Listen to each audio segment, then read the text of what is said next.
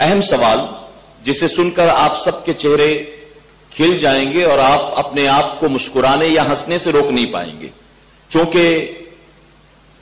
غیر مقلدین کے حوالے سے گفتگو چل رہی ہے، تو غیر مقلدین سلفی نام نہاد اہل حدیثوں کے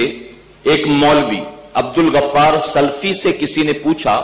کہ کن کن جانوروں پر قربانی کی جا سکتی ہے،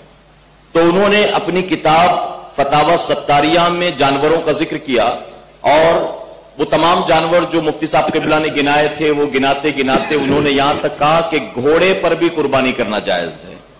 انہوں نے گھوڑے کو بھی لا کر صف میں کھڑا کر دیا اور کہا اس کی قربانی بھی جائز ہے۔ اور اس کے بعد میں تھوڑا سا اور آگے بڑھے، چونکہ ان کا معاملہ یہ ہوتا ہے کہ عوام کی سہولت ہونی چاہیے، ان کو کوئی کمپلیکیشن نہ ہو، انہیں قریب کرنا ہے، دور نہ جائیں، اس لیے ان کو جتنا آپشن دے سکو، جتنے آفر دے سکو، جتنی چھوٹ دے سکو ان کو دو تاکہ یہ قریب آتے رہیں۔ تو گھوڑے کا ذکر کیا اور کسی نے پوچھا کہ چونکہ مہنگائی کا بڑا دور ہے اور ممکن نہیں ہے کہ ہر شخص بکرا خرید سکے، تو ایسی صورت میں اگر قربانی کرنی ہو تو کیسے کی جائے؟ تو انہوں نے کہا کہ اللہ تبارک تعالیٰ نے دین کو بہت آسان بنایا ہے، اللہ رب العزت نے دین کو بہت آسان بنایا، اور فتاوی ستاریہ میں وہ لکھتے ہیں آگے کہ اگر کوئی شخص اتنی طاقت نہ رکھتا ہو کہ وہ بکرے کی قربانی کر سکے تو وہ مرغے کی بھی قربانی کر سکتا ہے، اور آگے نرمی اور کہا کہ اگر وہ اتنی بھی استطاعت نہیں رکھتا کہ مرغے کی بھی قربانی کر سکے تو وہ انڈے کی بھی قربانی کر سکتا ہے۔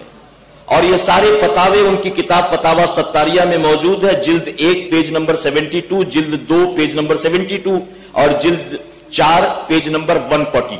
تو میرے پیارے آقا کے پیروانوں، جہاں وہ نبی کے جلوس پر، جھنڈوں پر، میلاد پر، سبیل پر، محفلوں پر، نعروں پر، فاتحے پر، صلاۃ و سلام پر قرآن و حدیث کی دلیلیں مانگتے ہیں، ہم مفتی صاحب قبلہ سے جاننا چاہتے ہیں کہ کیا اس کے حوالے سے فتاوی ستاریہ میں انہوں نے گھوڑے کے حوالے سے کوئی حدیث مبارکہ بیان کی ہے، یا قرآن و حدیث میں کہیں انڈے اور مرغے کا بھی ذکر ہے کہ غریب غربا آدمی اس پر بھی کر دے تو قربانی اللہ قبول فرمائے گا؟ دیکھیے، جن لوگوں کی بات ہو رہی ہے کیونکہ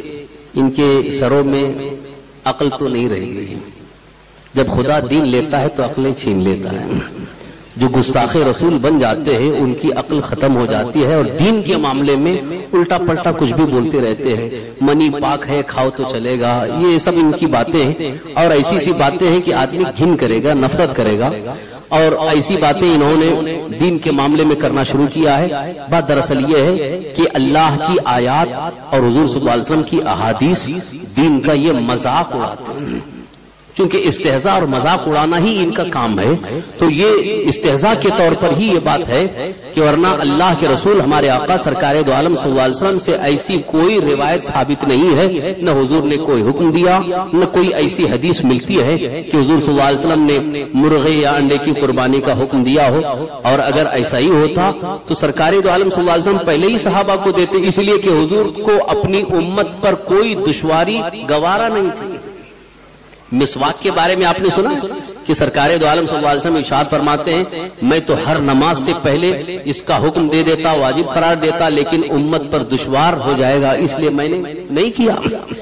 تو حضور صلی اللہ علیہ وسلم کو اپنی امت کا زیادہ خیال ہے، تو چاہتے تو حضور یہی حکم دیتے تھے کہ میری امت کہیں دشواری میں نہ پڑ جائے، زیادہ ان پر بھاری نہ ہو، ایک انڈے میں سب قربانی ہو جائے تو پھر بکرا بکری یہ گائے وغیرہ کی ضرورت ہی نہیں تھی، سب انڈے ہی کی قربانی ہو جاتی۔ معاذ اللہ رب العالمین، ایسا کہیں حکم نہیں ہے، اور ساتھ ہی ساتھ گھوڑے کی قربانی کا بھی یہ حکم نہ یہ اسلام سے ثابت ہے، نہ قرآن سے، نہ حدیث سے، کہیں سے نہیں ہے، یہ ان کی طبیعت سے یہ فتویٰ دے رہا ہے۔ جبکہ گھوڑے کے متعلق گھوڑا اگرچہ حلال جانور ہے مگر اس کا گوشت حرام قرار دیا گیا، قربانی ہونا تو بات کی بات ہے، اس کا گوشت کھانا ہی حرام قرار دیا گیا۔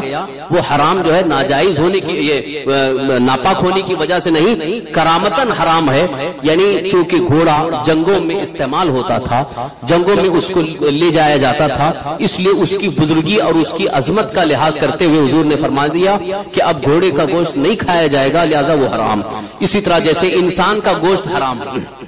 انسان کا گوشت نہیں کھا سکتے، اب اگر اس پر کوئی پوچھے کہ کیوں حرام ہے بھائی، کیا ناپاک ہے؟ ناپاک ہونے کی وجہ سے نہیں بلکہ یہ حرمت کی وجہ سے حرام ہے۔ یعنی اللہ نے اس کو بزرگی عطا فرمائی ہے، اشرف المخلوقات بنایا ہے، تو اسی طرح سے گھوڑے کو یہ جنگوں میں ایک خاص نسبت حاصل تھی اور سواری کے لیے استعمال کیا جاتا تھا، اس لیے اس کو کاٹنا منع کیا گیا، اس کا گوشت کھانا منع کیا گیا۔ اب قربانی کہاں سے جائز ہو سکتی ہے؟ اور دوسری بات یہ ہے کہ یہ انڈے اور مرغے وغیرہ کی جو بات کر رہے ہیں، اس کی وجہ یہ ہے کہ شاید ہو سکتا ہو کچھ مرغی کی دکان والوں نے، انڈے والوں نے ان کو ایجنٹ بنا لیا ہوگا، تم ایسا ہی حکم دیتے رہو، ہمارے انڈے زیادہ بکتے رہیں گے، اور لوگ جو ہے خاص کر ان 4 دنوں میں کوئی انڈا نہیں خریدتا ہے، کوئی مرغی نہیں خریدتا ہے، سب تو بکری کی قربانی کر رہے ہیں، تو انڈا اور مرغی کون خریدتا ہے؟ اس لیے شاید ہو سکتا ہو انڈے اور مرغی کی دکان والوں نے ان کو دے دیا کہ تم ذرا ایڈورٹائز کرو تاکہ یہ بھی حکم عام ہو جائے، تو کچھ لوگ ہمارا بھی خریدیں گے، ہمارا بھی بھلا ہو جائے۔ معاذ اللہ رب العالمین، یہ دین کو انہوں نے مذاق بنا لیا اپنی طبیعت کے موافق۔ آپ بتائیے، میں خود چیلنج کے ساتھ ان سے پوچھنا چاہتا ہوں کہ کوئی ایک حدیث بتا دو جس میں سرکار دو عالم صلی اللہ علیہ وسلم نے یا صحابہ اکرام نے کوئی انڈے کی قربانی کی ہو یا مرغی کی قربانی کی ہو۔ اگر کوئی ایسا حکم کسی نے کہا بھی، کیا کوئی بتایا بھی، تو یہ ہو سکتا ہے کہ بھائی ثواب حاصل کرنے کے لیے اللہ کی راہ میں کوئی بھی چیز قربان کی جا سکتی ہے، لہذا مرغی کو ذبح کرتے وقت یہ کہیں کہ اس کا ثواب میں اللہ کی یہ ایک نیک عمل کر کے اس کو میں غربا اور فقراء میں تقسیم کروں گا، غربا اور فقراء کو کھانا کھلاؤں گا، اس کا ثواب مجھے ملے، تو ثواب کے حصول کی نیت سے کرے تو، اور 11ویں شریف میں ہم کرتے ہیں تو ناجائز و حرام ہے۔ اور تمہارے نزدیک قربانی کے لیے بکرا، ایک بکرے کے بجائے مرغا اور مرغی اور انڈا بھی ہو جائے، یہ کہاں کا دین ہے؟ اسی لیے ہم کہتے ہیں کہ ان کی صحبت بیکار ہے، ان کی صحبت زہر قاتل ہے، ان کی صحبت سے دین بھی چلا جاتا ہے اور اللہ اور اس کے رسول کی ناراضگی مول لیتے ہیں۔ خود بھی انہوں نے دین کا مذاق اڑایا اور امت کو گمراہیت میں ڈال دیا۔ آج بھی ان کے سامنے ہمارے بہت سارے چیلنجز ہیں، آج تک اس کا جواب نہ دے سکے، بلکہ کھلم کھلا اس کے خلاف وہ خود بکواس کر رہے ہیں، بیان کر رہے ہیں۔ ہم کو تو صرف اور صرف سرکار دو عالم صلی اللہ علیہ وسلم کی حدیثوں پر عمل کر کے، یعنی پوری جو حدیثیں سنت ہیں جن پر صحابہ کا عمل رہا ہے، وہی ہمارے لیے ضروری ہے۔ ہم اہل سنت کہلاتے ہیں، ہم اہل حدیث نہیں کہلاتے، اس لیے کہ صرف حدیث پر عمل کرنا ضروری نہیں، بلکہ جس حدیث پر عمل کرنے کا حکم دیا گیا اس حدیث پر عمل کرنا ہے، اور اسی کو سنت کہا گیا۔ یعنی امت کو جس پر عمل کرنے کا حکم دیا گیا وہی ہمارے لیے سنت ہے، اور صحابہ اکرام تابعین سب اہل سنت ہیں، لہذا حضور صلی اللہ علیہ وسلم سے یا صحابہ سے مرغے کی قربانی یا انڈے کی قربانی، سفید تو سبز چیز عشق والیوں میں بیٹھ جا، منافقوں کو چھوڑ دے، منافقوں کو چھوڑ دے، تو عاشقوں میں بیٹھ جا، وہابیوں کو چھوڑ دے، تو سنیوں میں بیٹھ جا، اویسیوں میں بیٹھ جا، بلال